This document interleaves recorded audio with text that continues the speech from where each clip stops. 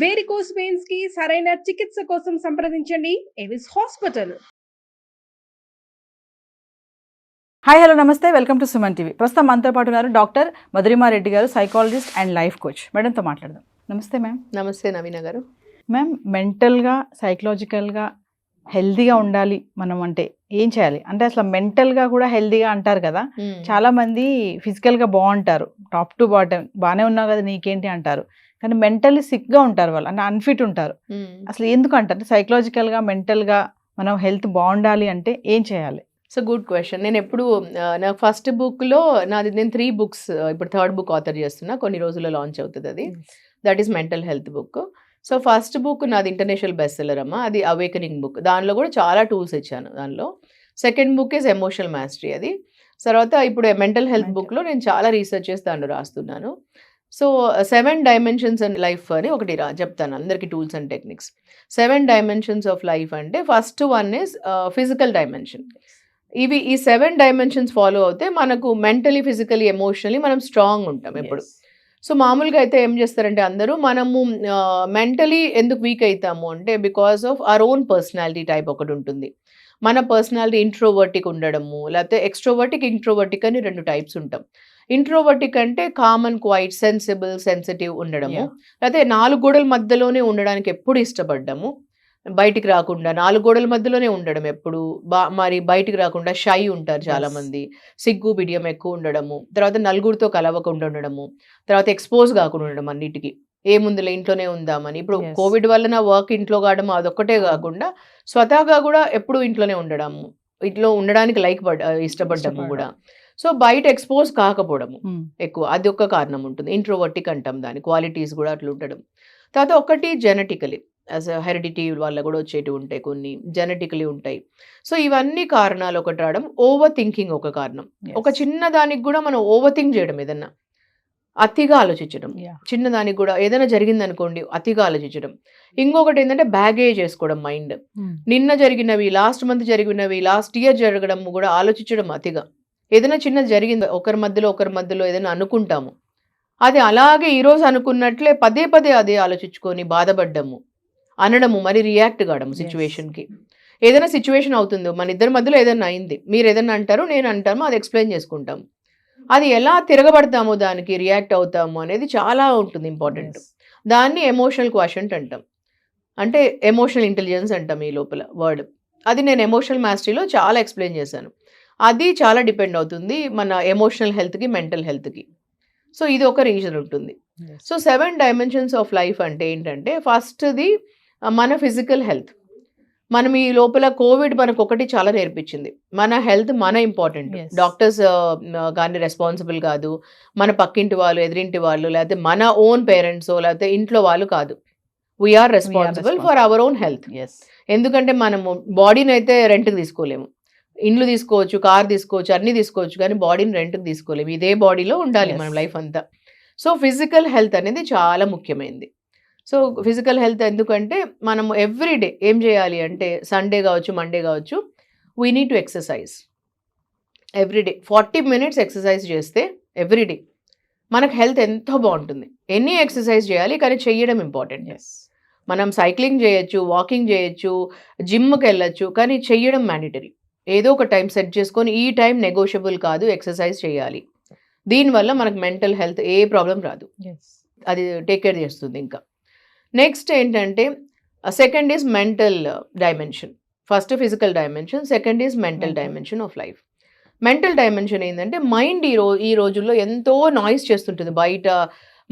మనకు sensory organs చాలా disturbance అవుతుంటాయి, చాలా చేస్తుంటాం కదా వర్క్లు, మధ్య ల్యాప్టాప్లు, గ్యాడ్జెట్స్, ఇవన్నీ ఎంతో చేస్తుంటాం. వీళ్ళు ఇది చెప్తుంటారు, వాళ్ళు అవి చెప్తుంటారు, ఎన్నో రకరకాలు చేస్తుంటాం మనం.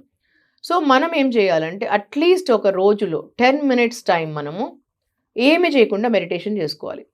అది డివైడ్ చేసుకోవచ్చు, మార్నింగ్ 5 minutes, నైట్ 5 minutes. మనకు బాడీలో 7 చక్రాస్ ఉంటాయి. మిడ్ ఆఫ్ ద ఐబ్రోలో వెరీ పవర్ఫుల్ చక్ర ఉంటుంది.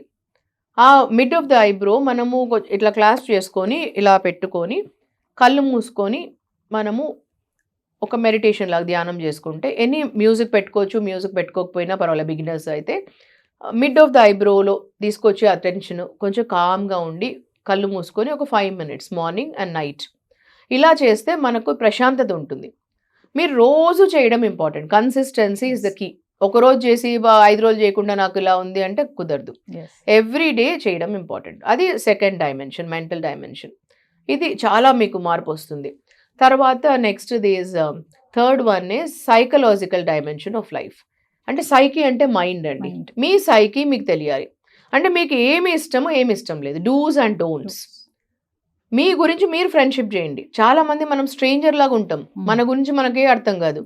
అంటే అందరి గురించి తెలుసుకుంటాం వరల్డ్ లో, ప్రతి ఒక్కరి గురించి అర్థమవుతుంది మనకు. ప్రతి ఒక్క యాక్ట్రెస్ గురించి తెలుస్తుంది, ప్రతి ఒక్కరు యాక్టర్ గురించి తెలుస్తుంది. వాళ్ళు ఎక్కడికి వెళ్తారు, వాళ్ళు ఏం బట్టలు వేసుకుంటారు, వాళ్ళకి ఏమి ఇష్టాలు ఉంటాయి, ఇష్టాలు లేవు, అన్నీ తెలుస్తుంది మనకు. కానీ మన గురించి మాత్రం మనకు తెలియదు. అది ఇట్లా అయిపోయింది వరల్డ్.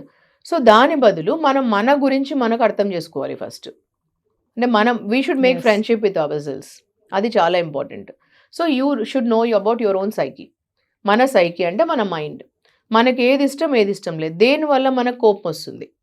యాంగర్ అంటే పెద్ద ఇది కాదండి, ప్రతి ఒక్క మనిషికి వస్తుంది. చాలా మంది నాకు కోపం వస్తుంది అని సైకాట్రిస్ట్ దగ్గరికి వెళ్ళడం, టాబ్లెట్లు తినడం.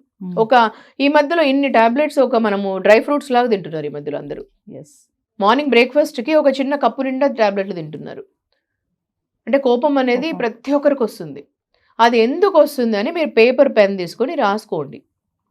ఫస్ట్ ఒక సైకాలజిస్ట్ దగ్గరికి వచ్చి ఫస్ట్ డిస్కస్ చేయాలి, ఎందుకు వస్తుంది మీకు అని. ఒక రూట్ కాజ్ ఉంటుంది దానికి. అది మీరు సైకలాజికల్ డైమెన్షన్లో మీరు అర్థం చేసుకోండి. ఎందుకు, why are you getting angry. So know about yourself better. Discuss with the right professional. ఊరికే టాబ్లెట్లు తింటూనే ఉంటే ఎక్స్ట్రీమ్ అయినప్పుడు మీకు it's going in to extreme. అప్పుడు మీరు వెళ్ళాలి టాబ్లెట్స్ వరకు వెళ్ళేది. స్టార్టింగ్ స్టేజ్లో వెళ్ళకూడదు ఎప్పుడు. సో దాని తర్వాత థర్డ్ది నో అబౌట్ యువర్ సెల్ఫ్. తర్వాత emotional dimension of life. Emotional అంటే EQ has to be more than IQ అండి. మీ ఎమోషన్స్ మీకు అర్థం కావాలి. Negative emotions, positive emotions. అంటే ఈక్యూ అనేది ఎప్పుడు బాగుండాలి మనకు. అది ఉంటే కూడా మనకు బాగుంటుంది మెంటల్ హెల్త్ మనకు.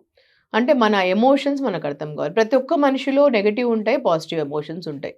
So we should know about our negative emotions and positive emotions. అంటే కొన్నిసార్లు టాక్సిక్ పీపుల్ ఉంటారు మన లైఫ్లో. అంటే మనకు అర్థం కావాలి ఎవరు టాక్సిక్ పీపుల్, ఎవరు ఎలా ఉండాలి, అది మన ఎమోషన్స్ అని మనం ఎలా మేనేజ్ చేయాలి, మన రియాక్టివ్ స్టేజ్ ఎప్పుడు వస్తుంది, ఎలా రియాక్ట్ అవుతున్నాం మనం, అవి తెలుసుకోవాలి మనం. దాని తర్వాత మనం సోషల్ డైమెన్షన్. అంటే సోషల్ డైమెన్షన్ అంటే నేను ఇప్పుడు సోషల్ మీడియా ఎలా ఫాలోవర్స్, ఇన్స్టాగ్రామ్, ఫేస్బుక్ చెప్పట్లేదు. సో మనం ఒకసారి దానిలో ఎక్కువ ఫాలో అయినా మనకు బాధ ఉంటుంది, తక్కువ అయినా ఉంటుంది, అన్నిట్లో మన క్యూరియాసిటీ ఉంటుంది, అవి చెప్పట్లేదు నేను. సోషల్ డైమెన్షన్ అంటే ఎంతసేపు మనకు ఎదుటి వాళ్ళు ఏం చేశారో ఏది చేశారో ఎప్పుడు ఉంటుంది మనకు. ఫస్ట్ మనల్ని మనం క్వశ్చన్ చేసుకోవాలి, మనం ఏం చేసాము అని. మన ఫ్యామిలీకి ఏం చేసాము, మనం మీరు సుమన్ టీవీకి మీరు ఇప్పుడు ఎన్ని చేస్తున్నారు అంటే మీ తరపున మీరు ఎంత కాంట్రిబ్యూట్ చేస్తారు. అలా మనం చేసే ఆర్గనైజేషన్కి కానీ, మనం ఉండే దీనికి కానీ, మన ఫ్యామిలీకి కానీ మనం ఏం చేసామని ఒక క్వశ్చన్ చేసుకోవాలి. అప్పుడు చాలా సంతోషం వస్తుంది మనకు. అంటే అపార్ట్ ఫ్రమ్ ఆల్ దట్ మనం ఏం చేస్తున్నామో ఒక క్వశ్చన్ ఎవ్రీ మంత్ కానీ ఎవ్రీ డే కానీ, అది చాలా సంతృప్తి వస్తుంది మనకు. దానివల్ల సెల్ఫ్ సాటిస్ఫాక్షన్ చాలా ఉంటుంది. దానివల్ల ఇవన్నిటికీ మనకు ఒక హ్యాపీనెస్ వస్తుంది. అది తృప్తి చాలా ఉంటుంది. దాని తర్వాత final one is spiritual dimension. Spiritual అంటే నేను ఇక్కడ ఏదో చెప్పడం లేదు మీకు, రిలీజన్ ఇది గాడ్ ఇవన్నీ కాదండి. స్పిరిచువల్ అంటే యూనివర్స్. అంటే మన అందరికీ కనెక్ట్, ఒక స్పిరిచువల్ కనెక్ట్. అంటే మనము ఎప్పుడు చూసినా లోన్లీనెస్ ఎందుకు ఉంటుందంటే నేనే ఎందుకు చేస్తున్నా, నేనే ఒంటరి దాన్ని అని అనుకుంటుంటారు చాలామంది. ఎప్పుడైతే నేను ఒంటరి వాడిని కాదు, నా లోపలనే నా ఊపిరిలాగా గాడ్ ఉన్నాడు. గాడ్ అంటే పార్ట్ టైం కాదు, ఎక్కడో మన టెంపుల్లోనే కూర్చొని ఉండడానికి, ఎక్కడో ఉండడానికి. మనతో ఒక టీమ్మేట్ లాగా నా టీంలో ఉంటాడు గాడ్, నాతో పాటు ఉండి నడిపిస్తాడు అని ఒక ఫీలింగ్ మీకు ఏర్పడిందంటే అండి, యూ ఆల్వేస్ ఫీల్ కంప్లీట్. ఆ ఫీలింగ్ ఉండడమే స్పిరిచువల్ డైమెన్షన్ ఆఫ్ లైఫ్. ఆ ఫీలింగ్ని పెట్టుకొని చూడండి మీరు ఎంత హ్యాపీనెస్ ఉంటుందో. So these are 7 dimensions. ఇవి ఉంటే మీరు mentally, physically, emotionally very strong ఉంటారు, స్పిరిచువలీ కూడా. So this is the secret అండి. Thank you so much.